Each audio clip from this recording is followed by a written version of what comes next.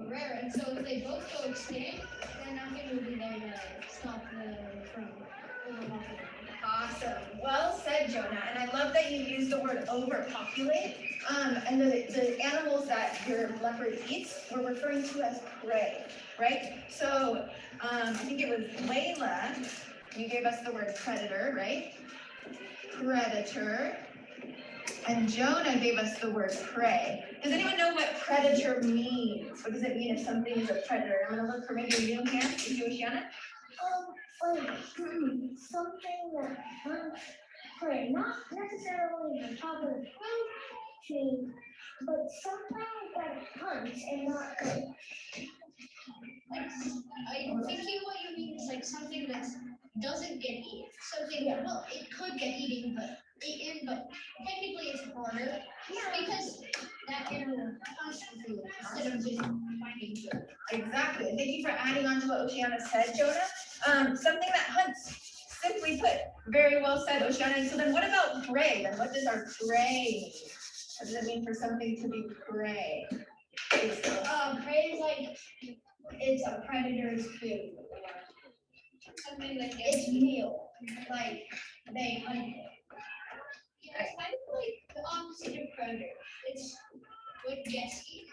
Right. What eats. So the predator hunts and the prey is hunted. Exactly. Could something be prey and a predator at the same time? Yes. They're like a little bug can eat other little bugs, but then a bigger bug can eat that big bug, and then another bug, like that's how the food is. Exactly. Like this thing eats this thing, and this thing eats that other thing, and it keeps going. Totally. Awesome. And that leads us into our next activity today. Before we move on. All right. So what I'd like you to do now, this box is available for you. You have the screen up if you have this document up, to set out something that came up for you. Just an observation, a note, something that you took your attention, like what was it that mattered? There's spaces here, hopefully for enough. If you find a place, just a couple thoughts right now so we can see how we're thinking about this. Are we okay with that? Anybody need any help with that? Looks like we're getting started here. If you want to put your name, attach your name, that's fine. You're not required to. So if you want to say, oh, this is what I was thinking, that's all good. And if you've already written something, think about what might the conversation with Teacher Chloe be about for you? What might you talk about with Teacher Chloe? I'm sorry, I shouldn't qualify it this way.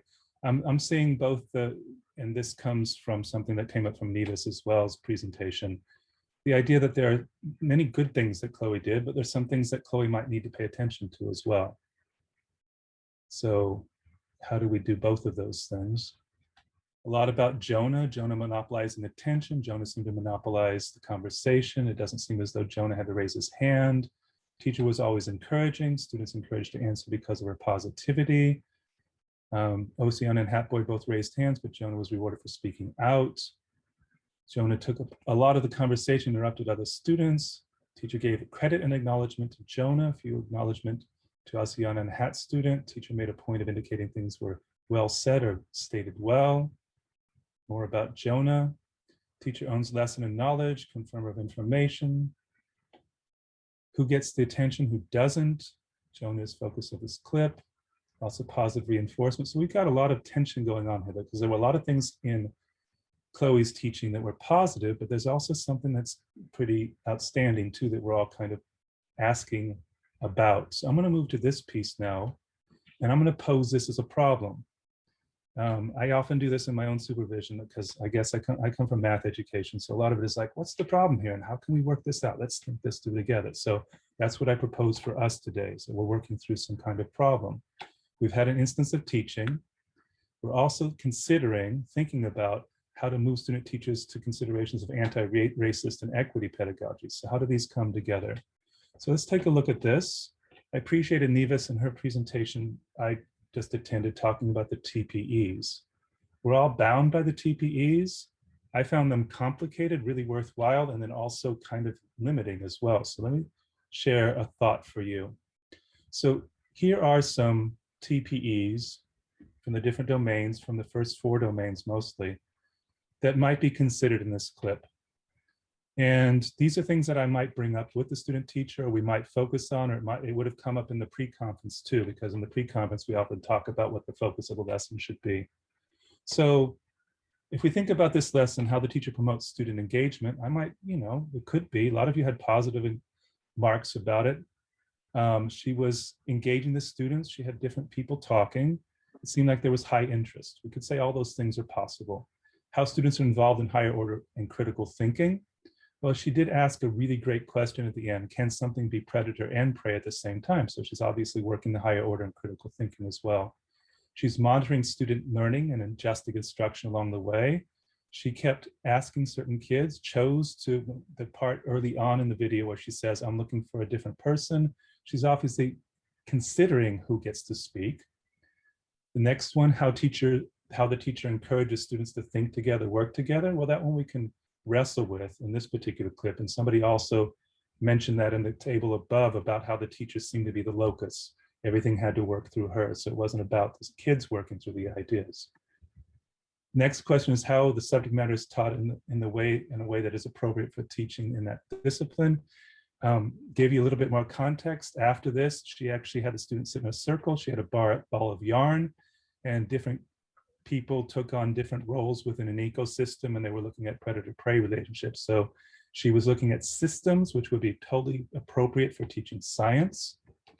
First and second language acquisition, she focused on the vocabulary of prey and predator. Expectations for learning are established. You didn't get to see the front end of that, and how time is used. So she's pretty good about time. So as a supervisor, I could have a conversation with her and say, look at all the great things you did.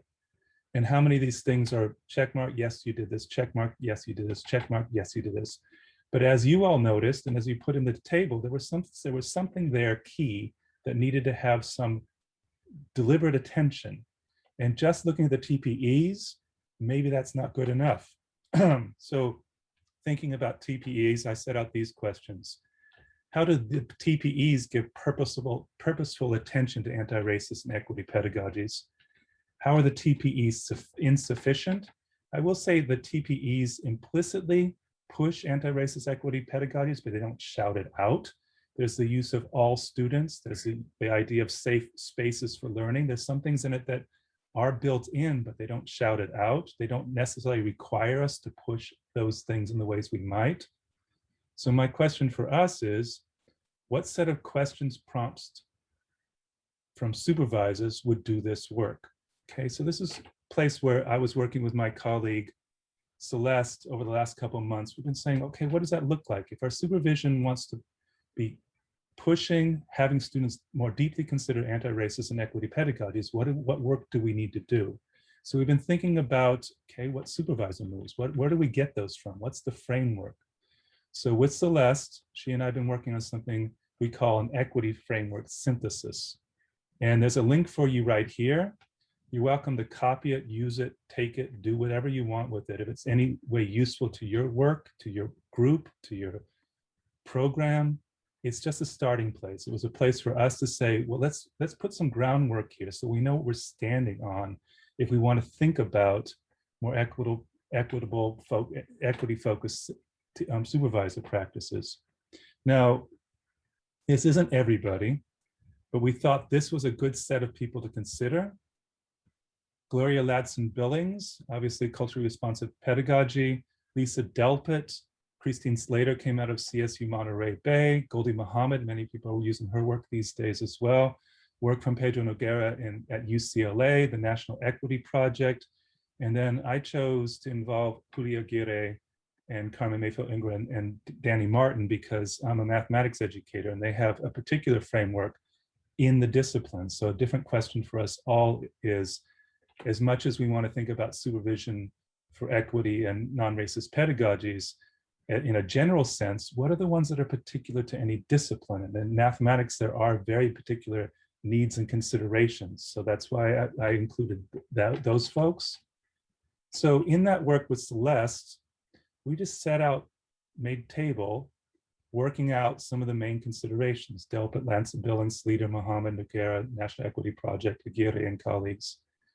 And this was just a thinking exercise that we worked through, saying, okay, what do they all say? And if you, as you saw on that link, you have access to all of this yourselves. You can add and consider for yourselves in your own work. What we came to was some prime considerations, a synthesis. In this particular table, you'll see in the left-hand side, this is what came up for us. These were themes that came up across the frameworks. High expectations, cultivating students' identities, responsive teaching, disciplinary knowledge, asset-based instruction, criticality, home and school connections, and challenging spaces of marginality. Not everybody said something about every one of these, but each of these showed up enough times to say that this is important. So this is something we're holding on to right now. It fits in line with, we have what we call a wheel of social justice. It's a framework we use across our program. It cuts into these are in line with these considerations here. And so I'm going to define each of them a little bit more. If we were limited to the TPEs, it seems like we don't get as far as we might. But if we were to include these as well, or putting them alongside the considerations of the TPEs, what would they do to our supervision? So some definitions. For high expectations, how do we hold on to high expectations for all students, particularly students from traditionally marginalized communities, and convey belief in their possibility and efficacy? So some of you know the work of warm demanders. I think it's Lisa Delpit who writes about warm demanders, holding high expectations for everyone all the time, but also not just the expectations, the support and belief in them that makes it so those expectations can be realized. The second one, cultivate students' identities. How do we make who we are teaching central to what is being taught? How do students see themselves in their communities and what is being taught? For a lot of you, this will be really familiar stuff. I'm just organizing in a way that we might say, okay, these might be the basis, the starting places for supervisor moves. The next, responsive teaching. How is our teaching a living activity in concert, not opposed to, but in concert with the interests, needs, and aspirations our students bring to their learning? And then again, disciplinary teaching. How we move students into deep understanding of the disciplines, ensuring access to further study and life opportunities for students who have been traditionally restricted from such opportunities. And this is a big consideration, has been for a long time in mathematics. And some of you may know Bob Moses and the Algebra Project. That's a project that has been doing this work for a generation or more. Next, a lot of us talk about assets-based instruction. How does our planning and instruction start from understanding our students as capable, knowledgeable, and resourceful? And this one's the one that I'm working on and having to think about more deeply for myself, criticality. How do we enable and encourage our students to read, write, think, and speak in ways that consider and address power relationships and social structures in order to promote equity and move against oppression? So where does that show up in our seminars? How does that show up in our supervision, in our conferences? The next, home and community connections. How do we make students' community significant to our teaching, and how does our teaching connect students to their community? And the last one, this is the one we're going to focus on today, challenging spaces of marginality. How do we work to ensure that all students sense their belonging and are able to bring their full selves into the shared activity of our classroom? So we're thinking again about the case of teaching. This is the one we'll focus on for today. So we're going to go back to that case of teaching. So I'm going to give you more about this clip right now. This particular classroom I'd visited a few times before. You may have noticed the masks. I don't know how many of you had the opportunity to actually go into classrooms at the end of the spring. It was so astounding for me to first visit my student teachers who I've been only teaching and working with through Zoom, to visit them in classrooms when they're first working with their own students for the first times as well. So one contextual thing is that for all of you, you probably had this experience too, student teachers who went into classrooms live this summer had to struggle with the fact that the classrooms had not established norms. The ways the classroom worked were just being figured out in March, April, May, or whenever they got back in. So some of what was happening in that classroom that you observed is because the norms had not been strongly established. Those kids had been Zoomed the whole year. The one persistent consideration that I had in that class and the few times I visited was equity of voice. Who speaks and what is spoken? And a lot of you tagged that when we went through the first time. Now here's another layer to it I want you to hold on to. The teacher, Chloe, is Latina. Jonah and Hat student are white boys, and Oceana is a girl of color. So we get layers of class, we get layers of gender and of race, all woven into this little bit of clip. So I want you to consider the distillation of frameworks that I set out above, but I really want us to think about now challenging spaces of marginality. How do we work to ensure that all students sense their belonging and are able to bring their full selves into the shared activity of our classrooms? So I'm going to share for you this clip again, but I want you to do this for yourselves, and then I want people, if you'd be willing to report down here. The first time we went through this, it was all about what do we see? This is what do we do?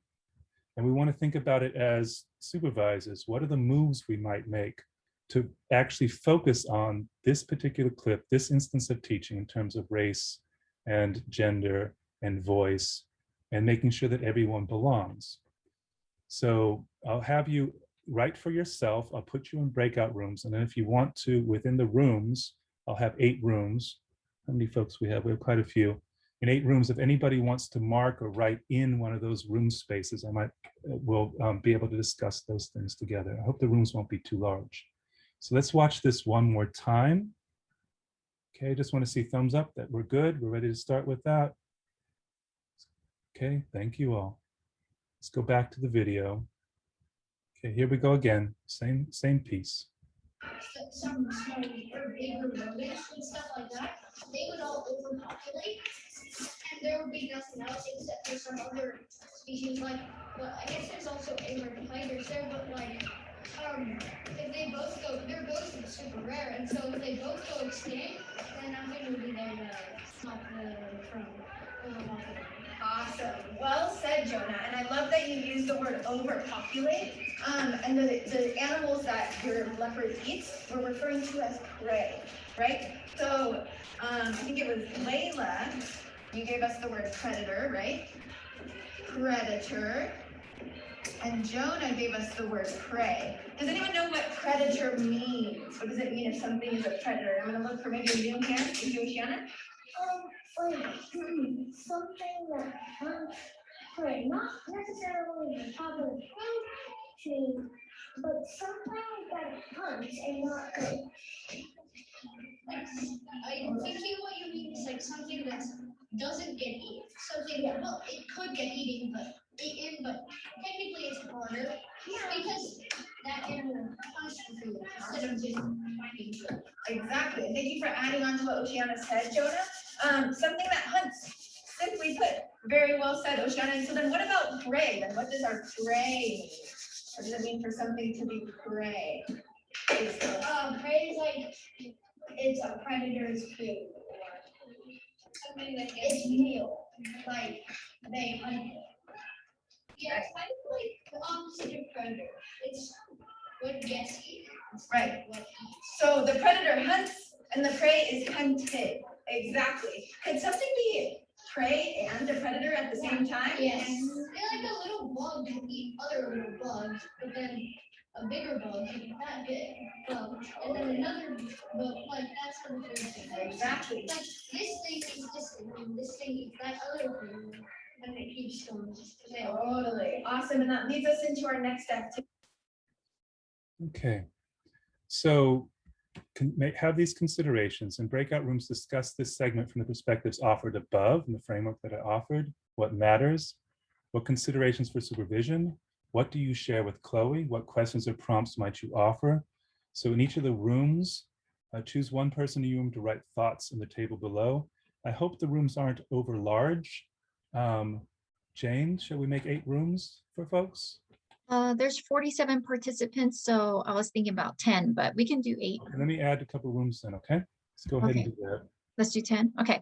Yeah, let me add a couple rows. So in this particular case, if the student teacher, Chloe, totally knew what was going on, and we had a good conversation about this, but if another student teacher had not noticed Jonah interrupting and the priority of voice for the boys, or particularly Jonah, then that would be something for me to note, and that would affect the way I would discuss the lesson with Chloe. The next one that came up is bring in pair share. This was a COVID thing too. We worked really earnestly in the beginning of the year to talk about voice, who gets to speak. We do lots of modeling of pair shares, group work, etc. One of the things we try to move away from is single nomination teaching, which is something that you saw here, the idea that teacher calls on somebody, there's a response, the teacher responds, IRE, IRF, the whole back and forth thing where people are marginalized, and of course it prioritizes certain voices.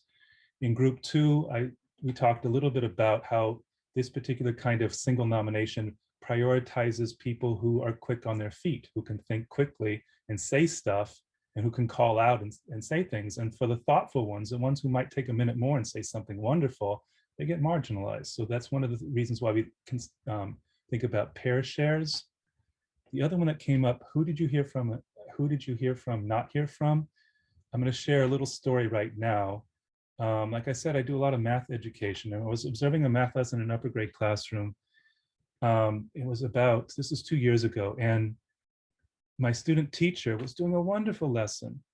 And she had some discussion going through some kind of problem solving with the kids. Within the space of 10 minutes, she called 18 boys and called on 2 girls. And she called on boys who didn't raise their hand, or boys who just called out. And what was interesting about it is I was sitting with the cooperating teacher at the time, and we were both, after a minute or two, we both looked at each other because we knew what was going on. When we started talking to the lesson about the lesson with the student teacher, she had no idea. And so my particular supervisor move at the moment was just to talk through who talked and who didn't, to make her aware of, for herself, to make some kind of judgment for herself. I didn't just say, look what you did. Here's who spoke, here's who spoke, here's who spoke, here's who spoke. This boy talked over the girl who had her hand raised, that kind of thing, just for her to pay attention to it for herself. That whole start with how Chloe felt it went at its start. Always start with their perspective. This one, whoever offered this one, thank you so much for this one, because this one did occur to me as I was sharing this. We can't make assumptions. So is there something about Jonah? Is there some aspect of neurodiversity where Jonah likes to talk out? And how do we think about that as part of our teaching? I've had students like that who just need to say things. And everybody gets comfortable with it after a while. I'm going to say in this case, no. This was very much a cultural expectation, a cultural norm in the classroom. In this particular classroom, the boys, with Jonah at the center, always called out. That's what they did. They developed a norm for themselves, that's how the class works. We are the boys, we talk out when we want to all the time. So, but this one is worth considering in terms of ways kids might participate. The other one that comes up for me, and I've been thinking about it for a while now, is kids who are quiet. How do we dismiss them, diminish them, think of them as a problem, when in fact being quiet is a different way of being? So how do we incorporate their thoughts as well? This I appreciate. Yes, I didn't give you enough context to the class, who speaks up, who is shy, what their interests are. I'm going to share that with you a bit right now. So this is what it looked like for me as the supervisor. I'm going to make some thoughts here. You can agree, disagree, or think about how you might do better. I was quite aware of Chloe purposefully acknowledging student contributions. That was one of the things that came up on our first table. She said, thank you for adding on to what Oceana said. Okay, or she acknowledged Layla. She would use kids' voices. She would write their names next to their contributions. So I knew she was doing that to elevate those students. So there's also status differences in the classroom that she was paying attention to. Some people had greater status than others, and Chloe was giving attention to that by saying the names of particular students.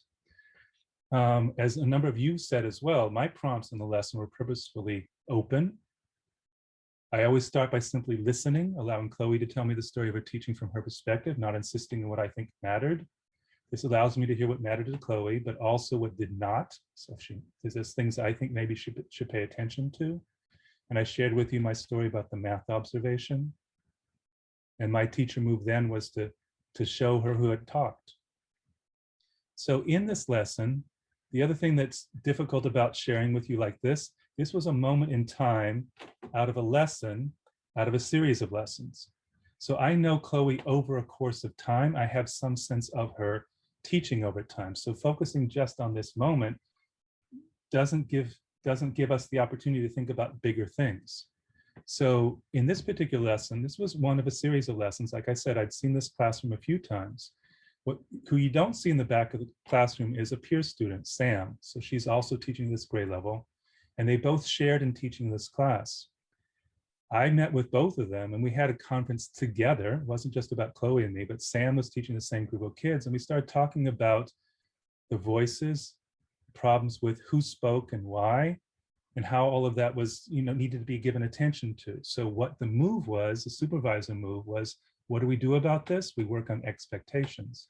So both Sam and Chloe started beginning every one of their lessons by sharing and being explicit about their expectations about who talks, how to share talk.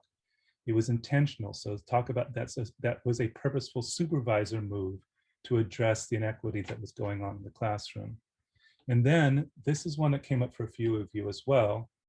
In seminar, I purposefully brought forth the problem of single nomination by the teacher. In group 2, I talked about this a bit too. This thing, and we all grew up with this. The teacher says something, a student responds. The teacher responds back, another kid says something. The back and forthing, and about how some kids are given priority because they can speak on their feet, they always call out, they know things, or the teachers biases towards kids, calling kids they know who will say the right things and not say out complicated things or the wrong things to embarrass people. So the whole thing about single nomination as being a problem, and some of you address this when thinking about pair shares or other ways kids might share their thinking through whiteboards or through technology. These are ways to think about it as well. So a little bit of my notes, and then we'll do one last thing for today. These were quick notes I was taking along the way. 8:17, I said, student agrees with Oceana's contribution and then adds on. So this is Jonah. You acknowledge his addition and give credit to Oceana. So you see that I'm not valuing it at all. I just say that this thing happened. And then I use the word spontaneously. Tend to have a couple boys who share spontaneously. And I give her a question. This is my question. I'm not telling her what to do with it, but this is the start of a conversation about the inequity that was going on. How do you feel about this? She didn't like it at all. And she'd been working on it for a while. At 18 minutes in, I noticed that this is later in the video, I noticed that she's working in such a way that Oceana and some other kids are talking more. So I acknowledge a change in her teaching that reflected some attention to equity of voice. And so at the very end, I said, as we talked about considerations for whose voices, variety of ways to talk and participate. That was just an opening for me. So we have a few minutes, but I had one more thing for us to do, which is think about supervision moves with challenging spaces of marginality. But we have about 3 minutes or so. I'll just open it up for questions. If you want to put a question in the chat, Jane, maybe you can help me. Or if Jane, if there's anything you want to add to what I've just shared that you noticed from the work we've done together. Questions or thoughts? And anybody's willing to put something out there for me. Johnnie, I really liked the equity framework that you presented. One of the challenges that our program has, I think, is, like you said, the TPEs are so long, and we've identified some that have to be demonstrated in field work that maybe we don't necessarily or unable to specifically address during coursework. And so I'm just wondering, in terms of accreditation purposes or program purposes, what is the conversation or the priority that's placed on, say, the equity framework versus the TPEs? Or, are people continue to be kind of overwhelmed with the amount of things that need to be covered in a small amount of observation? I guess it's just it's not a question, it's just an observation. Well, appreciate this, because I'm going to say that TPEs and the way they're written, they're a bit dehumanizing because they're atomized and they break apart what, if you think of teaching as an art, you don't think about the bits and colors and all that stuff. The thing that we've done in our program is, and a number of programs have done this, is gone through the TPEs and selected out the ones we want to emphasize. And so ours lines up. We have a wheel of social justice that we focus our equity practices on. So the ones we've chosen do focus on those, but as I showed you, the language does not necessarily shout out, pay attention this way. So it feels for us, it's like that's our job now, is how do we take those and then co-construct with peers, our group together. What do we do? So equity of voice might be one of the things that we note is one of the highlights, the things that we should always be paying attention to. So it's my hope, and I know it's the hope of my peers too, is that we have a handful, maybe from that list we shared from the framework, of things that are constant. Equity of voice would be one of them. I want you all to imagine the ones that might be constant for you as well. What are the things that you'd always bring in your back pocket, every conversation you have, any kind of move you make with your student teachers? Does that help a bit? Yeah, it does. And I think, I think my takeaway is kind of what you're saying is you have to kind of together come to a general consensus of what the focus of field work is going to be in relation to your program mission and also as your experience as educators. So it makes sense. Thank you. Appreciate the question. Thank you, Heather. We also have Dr. Kamathi who has their hand raised. Did you Yes. want to? I wanted to know, can we share the equity framework, and will you share the social justice wheel that you have? Celeste, could you put the wheel in the chat maybe? Is that all right? So Celeste, Yeah, I can put the wheel. Yeah, I'll put the wheel. and if you were to go to UC Santa Cruz and you looked up our education program, you would find the wheel very prominently. Oh, thank you. Okay. Yeah. Johnnie, to respect people's time, I just want to remind you that it is 11:55 at this time. And I'm going to be here for a few more minutes. Anyone want to ask any more questions? But thank you for sharing this time with me. I hope I've given you, and we've given you some good things to think about. Do take away, use whatever you've been offered here. It's all for you. Make good things for your student teachers. And as Nevis was saying, everything we do right for our student teachers does right for kids down the road, right? So thank you all.